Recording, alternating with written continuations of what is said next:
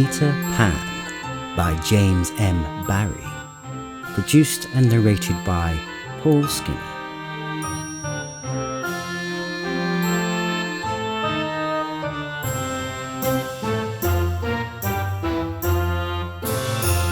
Chapter 3.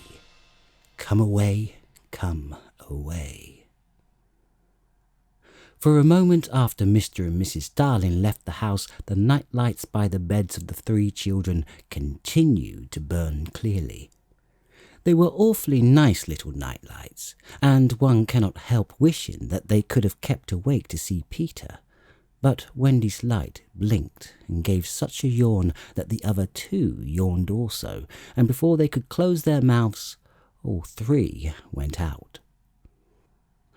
There was another light in the room now, 1,000 times brighter than the night lights, and in the time we have taken to say this, it had been in all the drawers in the nursery, looking for Peter's shadow, rummaged the wardrobe and turned every pocket inside out. It was not really a light. It made this light by flashing about so quickly, but when it came to rest for a second, you saw it was a fairy, no larger than your hand, but still growing. It was a girl called Tinker Bell, exquisitely gowned in a skeleton leaf, cut low and square, through which her figure could be seen to the best advantage. She was slightly inclined to embonpoint, plump hourglass figure. A moment after the fairy's entrance, the window was blown open by the breathing of the little stars, and Peter dropped in. He had carried Tinker Bell part of the way, and his hand was still messy with fairy dust. "Tinker Bell," he called softly, after making sure that the children were asleep. "Tink, where are you?" She was in a jug for the moment, and liking it extremely. She had never been in a jug before. "Oh, do come out of that jug and tell me, do you know where they put my shadow?" The loveliest tinkle as of golden bells answered him. It was fairy language. You ordinary children can never hear it, but if you were to hear it, you would know that you had heard it once before. Tink said that the shadow was in the big box. She meant the chest of drawers, and Peter jumped at the drawers, scattering their contents to the floor with both hands, as a king tosses happens to the crowd. In a moment he had recovered his shadow, and in his delight he forgot that he had shut Tinker Bell up in the drawer. If he thought at all, but I don't believe he ever thought, it was that he and his shadow, when brought near each other, would join like drops of water, and when they did not, he was appalled. He tried to stick it on with soap from the bathroom, but that also failed. A shudder passed through Peter, and he sat on the floor and cried. His sobs woke Wendy, and she sat up in bed. She was not alarmed to see a stranger crying on the nursery floor. She was only pleasantly interested. "Boy," she said courteously, "why are you crying?" Peter could be exceedingly polite also, having learned the grand manner at fairy ceremonies, and he rose and bowed to her beautifully. She was much pleased, and bowed beautifully to him from the bed. "What's your name?" he asked. "Wendy. Wendy Mora Angela Darling," she replied with some satisfaction. "What is your name?" "Peter Pan." She was already sure that he must be Peter, but it did seem a comparatively short name. "Is that all?" "Yes," he said, rather sharply. He felt for the first time that it was a shortish name. "I'm sorry," said Wendy Mora Angela. "It doesn't matter," Peter gulped. She asked him where he lived. "Second to the right," said Peter, "and then straight on till morning." "What a funny address!" Peter had to sink in. For the first time he felt that perhaps it was a funny address. "No, it isn't," he said. "I mean," said Wendy, nicely, remembering that she was hostess. "Is that what they put on letters?" He wished she had not mentioned letters. "Don't get any letters," he said contemptuously. "But your mother gets letters." "Don't have a mother," he said. Not only had he no mother, but he had not the slightest desire to have one. He thought them very overrated persons. Wendy, however, felt at once that she was in the presence of a tragedy. "Oh, Peter, no wonder you were crying," she said, and got out of bed and ran to him. "I wasn't crying about mothers," he said, rather indignantly. "I was crying because I can't get my shadow to stick on. Besides, I wasn't crying." "It has come off?" "Yes." Then Wendy saw the shadow on the floor, looking so draggled, and she was frightfully sorry for Peter. "How awful," she said. But she could not help smiling when she saw that he had been trying to stick it on with soap. How exactly like a boy. Fortunately, she knew at once what to do. "It must be sewn on," she said, just a little patronizingly. "What's sewn?" he asked. "You're dreadfully ignorant." "No, I am not." But she was exulting in his ignorance. "I shall sew it on for you, my little man," she said, though he was as tall as herself. And she got out her housewife a sewing bag and sewed the shadow onto Peter's foot. "I dare say it will hurt a little," she warned him. "Oh, I shan't cry," said Peter, who was already of the opinion that he had never cried in his life. And he clenched his teeth and did not cry, and soon his shadow was behaving properly, though still a little creased. Perhaps I should have ironed it," Wendy said thoughtfully, but Peter, boylike, was different to appearances, and was now jumping about in the wildest glee. Alas, he had already forgotten that he owed this bliss to Wendy. He thought he had attached the shadow himself. "How clever am I?" he crowed rapturously. "Oh, the cleverest of me!" It is humiliating to have to confess that this conceit of Peter was one of his most fascinating qualities. To put it with brutal frankness, there never was a cockier boy. But for the moment, Wendy was shocked. "You conceit, braggart!" she exclaimed with frightful sarcasm. "Of course I did nothing." "You did a little," Peter said carelessly, and continued to dance. "A little," she replied with hauteur, pride. "If I am no use, I can at least withdraw." And she sprang in the most dignified way into bed and covered her face with the blankets. To induce her to look up, he pretended to be going away, and when this failed, he sat on the end of the bed and tapped her gently with his foot. "Wendy," he said, "don't withdraw. I can't help crowing. Wendy, when I'm pleased with myself." Still, she would not look up, though she was listening eagerly. "Wendy," he continued, in a voice that no woman was ever able to resist. "Wendy, one girl is more use than 20 boys." Now, Wendy was every inch a woman, though there were not very many inches, and she peeped out of the bedclothes. "Do you really think so, Peter?" "Yes, I do." "I think it's perfectly sweet of you," she declared. "And I'll get up again." And she sat with him on the side of the bed. She also said she would give him a kiss if he liked, but Peter did not know what she meant, and he held out his hand expectantly. "Surely you know what a kiss is?" she asked, aghast. "I shall know when you give it to me," he replied stiffly, and, not to hurt his feeling, she gave him a thimble. "Now," he said, "shall I give you a kiss?" And she replied with slight primness, "If you please." She made herself rather cheap by inclining her face toward him, but he merely dropped an acorn button into her hand. So she slowly returned her face to where it had been before, and said nicely that she would wear his kiss on the chain around her neck. It was lucky that she did put it on that chain, for it was afterwards to save her life.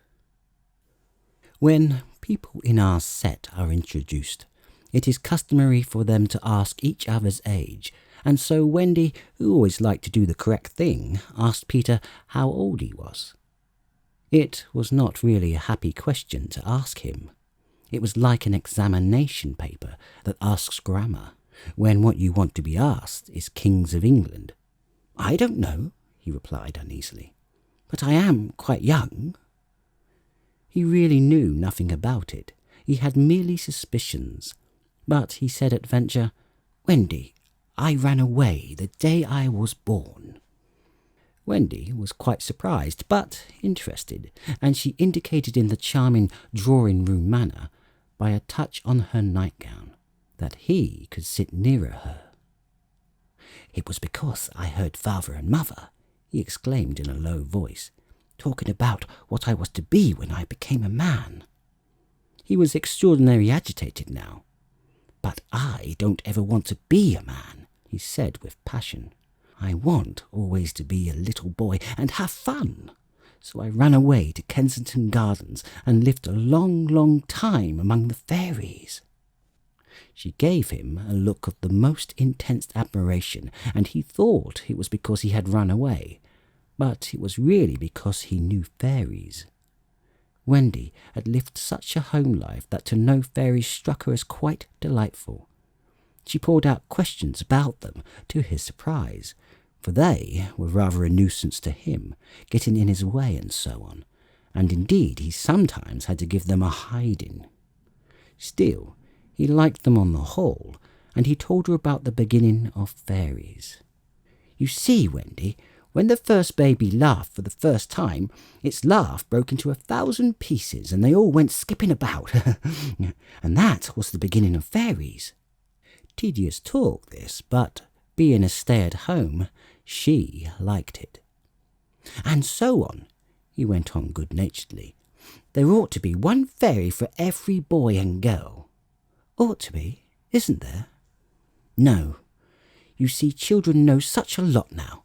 They soon don't believe in fairies, and every time a child says, 'I don't believe in fairies,' there is a fairy somewhere that falls down dead."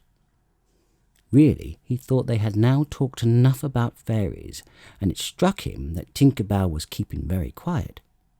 "I can't think where she's gone to," he said, rising, and he called Tink by name. Wendy's heart went flutter with a sudden thrill. "Peter," she cried, clutching him, "you don't mean to tell me that there is a fairy in this room?" "She was here just now," he said a little impatiently. "You don't hear her, do you?" And they both listened. "The only sound I hear," said Wendy, "is like a tinkle of bells." "Well, that's Tink. That's the fairy language. I think I hear her too." The sound came from the chest of drawers, and Peter made a merry face. No one could ever look quite so merry as Peter, and the loveliest of gurgles was his laugh. He had his first laugh still. "Wendy," he whispered gleefully, "I do believe I shut her up in the drawer." He let poor Tink out of the drawer, and she flew about the nursery screaming with fury. "You shouldn't ought to say such things," Peter retorted. "Of course I'm very sorry, but how could I know that you were in the drawer?" Wendy was only listening to him. "Oh, Peter," she cried, "if she would only stand still and let me see her." "Oh, they hardly stand still," he said. But for one moment Wendy saw the romantic figure come to rest on a cuckoo clock. "Oh, the lovely!" she cried, though Tink's face was still distorted with passion. "Tink," said Peter amiably, "this lady says she wishes you were her fairy." Tinker Bell answered insolently. "What does she say, Peter?" He had to translate. "She's not very polite. She says you are a great, huge, ugly girl, and that she is my fairy." He tried to argue with Tink. You know you can't be my fairy, Tink, because I am a gentleman and you are a lady." To this, Tink replied in these words, "You silly ass," and disappeared into the bathroom. "She's quite a common fairy," Peter explained, apologetically. "She is called Tinkerbell because she mends pots and kettles." They were together in the armchair by this time, and Wendy plied him with more questions. "If you don't live in Kensington Gardens now, sometimes I still do. But where do you live mostly now?" "With the Lost Boys." "Who are they?" "They are the children who fall out of their perambulators when the nurse is looking the other way. If they are not claimed in 7 days, they are sent far away to the Neverland to defray expenses. I'm captain." "What fun it must be." "Yes," said cunning Peter, "but we are rather lonely. You see, we have no female companionship." "Are none of the others girls?" "Oh no, girls, you know, are much too clever to fall out of their prams." This flattered Wendy immensely. "I think," she said, "it is perfectly lovely the way you talk about girls. John there just despises us."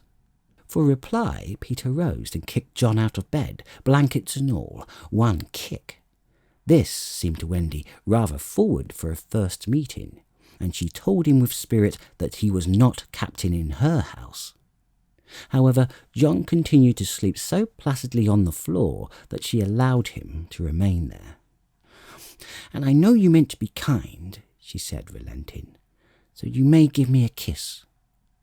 For a moment she had forgotten his ignorance about kisses.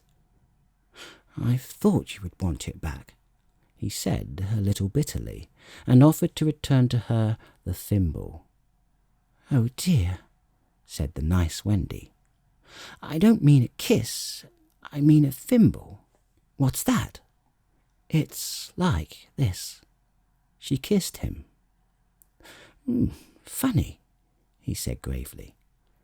"Now I should give you a thimble." "If you wish to," said Wendy, keeping her head erect this time. Peter thimbled her, and almost immediately she screeched. "What is it, Wendy? It's exactly as if someone were pulling my hair." "Ah, that must have been Tink. I never knew her so naughty before." And indeed Tink was darting about again, using offensive language. "She says she would do that to you, Wendy, every time I give you a thimble." "But why? Why, Tink?" Again Tink replied, "You silly ass." Peter could not understand why, but Wendy understood, and she was just slightly disappointed when he admitted that he came to the nursery window not to see her, but to listen to stories. "You see, I don't know any stories. None of the Lost Boys know any stories." "How perfectly awful," Wendy said. "Do you know," Peter asked, "why swallows build in the eaves of houses? It is to listen to stories." "Wendy, your mother was telling such a lovely story." "Which story was it?" "About a prince who couldn't find the lady who wore the glass slipper." "Peter," said Wendy excitedly, "that was Cinderella, and he found her, and they lived happily ever after." Peter was so glad that he rose from the floor where they had been sitting and hurried to the window. "Where are you going?" she cried with misgiving. "To tell the other boys." "Don't go, Peter," she entreated. I know lots of stories." Those were her precise words, so there can be no denying that it was she who first tempted him. He came back, and there was a greedy look in his eyes now, which ought to have alarmed her, but did not. "Oh, the stories I could tell to the boys," she cried, and then Peter gripped her and began to draw her towards the window. "Let me go," she ordered to him. "Wendy, do come with me and tell the other boys." Of course, she was very pleased to be asked, but she said, "Oh dear, I can't. Think of Mummy. Besides, I can't fly." "I'll teach you." "Oh, how lovely to fly." "I'll teach you how to jump on the wind's back, and then away we go." "Oh," she exclaimed rapturously. "Wendy, when you are sleeping in your silly bed, you might be flying about with me saying funny things to stars. Oh, and Wendy, there are mermaids. Mermaids with tails. Such long tails. Oh," cried Wendy, "to see a mermaid." And he had become frightfully cunning. "Wendy," he said, "how we should all respect you." She was wriggling her body in distress. It was quite as if she were trying to remain on the nursery floor. But he had no pity for her. "Wendy," he said, the sly one, "you could tuck us in at night." "Oh, none of us have ever been tucked in at night." "Oh," and her arms went out to him, "and you could darn our clothes and make pockets for us. None of us have any pockets." How could she resist? "Of course, it's awfully fascinating," she cried. "Peter, would you teach John and Michael to fly too?" "If you like," he said indifferently, and she ran to John and Michael and shook them. "Wake up," she cried. "Peter Pan has come, and he is to teach us to fly." John rubbed his eyes. "Then I shall get up," he said. Of course, he was on the floor already. "Hello," he said. "Am I up?" Michael was up by this time also, looking as sharp as a knife with 6 blades and a saw, but Peter suddenly signed silence. Their faces assumed the awful craftiness of children listening for sounds from the grown-up world. All was as still as salt. Then everything was right. No, stop. Everything was wrong. Nana, who had been barking distressfully all evening, was quiet now. It was her silence they had heard. "Out with the light! Hide, quick!" cried John, taking command for the only time throughout the whole adventure. And thus, when Lisa entered, holding Nana, the nursery seemed quite its old self, very dark, and you would have sworn you heard its 3 wicked inmates breathing angelically as they slept. They were all doing it artfully from behind the window curtains. Lisa was in a bad temper, for she was mixing the Christmas puddings in the kitchen, and she had been drawn from them, with a raisin still on her cheek, by Nana's absurd suspicions. She thought the best way of getting a little quiet was to take Nana to the nursery for a moment, but in custody, of course. "There, you suspicious brute," she said, not sorry that Nana was in disgrace. "They are perfectly safe, aren't they? Every one of the little angels sound asleep in bed. Listen to their gentle breathing." Here, Michael, encouraged by his success, breathed so loudly that they were nearly detected. Nana knew that kind of breathing, and she tried to drag herself out of Lisa's clutches. But Lisa was dense. "No more of it, Nana," she said sternly, pulling her out of the room. "I warn you, if you bark again, I shall go straight for Master and Mrs. and bring them home from the party, and then, oh, won't Master whip you just!" She tied the unhappy dog up again. But do you think Nana ceased to bark? Bring Master and Mrs. home from the party? Why, that was just what she wanted. Do you think she cared whether she was whipped so long as her charges were safe? Unfortunately, Lisa returned to her puddings, and Nana, seeing that no help would come from her, strained and strained at the chain until at last she broke it. In another moment she burst into the dining room of 27 and flung up her paws to heaven, her most expressive way of making a communication. Mr. and Mrs. Darling knew at once that something terrible was happening in their nursery, and without a goodbye to their hostess, they rushed into the street. But it was now 10 minutes since 3 scoundrels had been breathing behind the curtains, and Peter Pan can do a great deal in 10 minutes. We now return to the nursery. "It's all right," John announced, emerging from his hiding place. "I say, Peter, can you really fly?" Instead of troubling to answer him, Peter flew around the room, taking the mantelpiece on the way. "How topping!" said John and Michael. "How sweet!" cried Wendy. "Yes, I am sweet. Oh, I am sweet," said Peter, forgetting his manners again. It looked delightfully easy, and they tried it first from the floor and then from the beds, but they always went down instead of up. "I say, how do you do it?" asked John, rubbing his knee. He was quite a practical boy.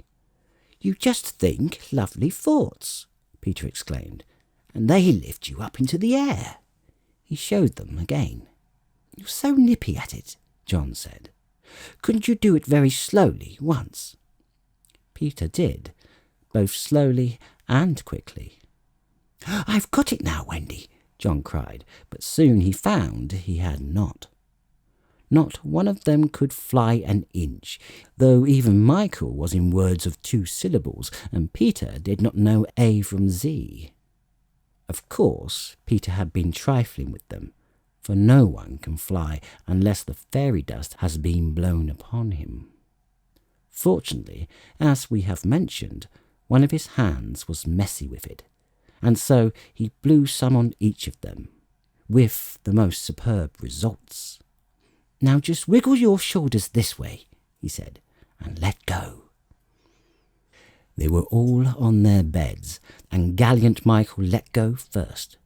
He did not quite mean to let go, but he did it. And immediately he was borne across the room. "I flewed," he screamed, while still in mid-air. John let go and met Wendy near the bathroom. "Oh, lovely! Oh, ripping! Look at me! Look at me! Look at me!" They were not nearly so elegant as Peter. They could not help kicking a little, but their heads were bobbing against the ceiling, and there is almost nothing so delicious as that. Peter gave Wendy a hand at first, but had to desist. Tink was so indignant. Up and down they went, and round. Heavenly was Wendy's word. "I say," cried John, "why shouldn't we all go out?" Of course, it was to this that Peter had been luring them. Michael was ready. He wanted to see how long it took him to do 1 billion miles, but Wendy hesitated. "Mermaids," said Peter again. "Oh, and there are pirates." "Pirates!" cried John, seizing his Sunday hat. "Let us go at once." It was just at this moment that Mr. and Mrs. Darling hurried with Nana out of 27. They ran into the middle of the street to look up at the nursery window, and yes, it was still shut. But the room was ablaze with light, and, most heart-gripping sight of all, they could see in shadow on the curtain 3 little figures in night attire circling round and round, not on the floor, but in the air.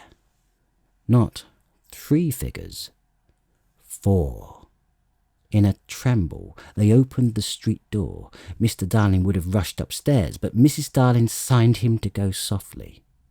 She even tried to make her heart go softly. Will they reach the nursery in time?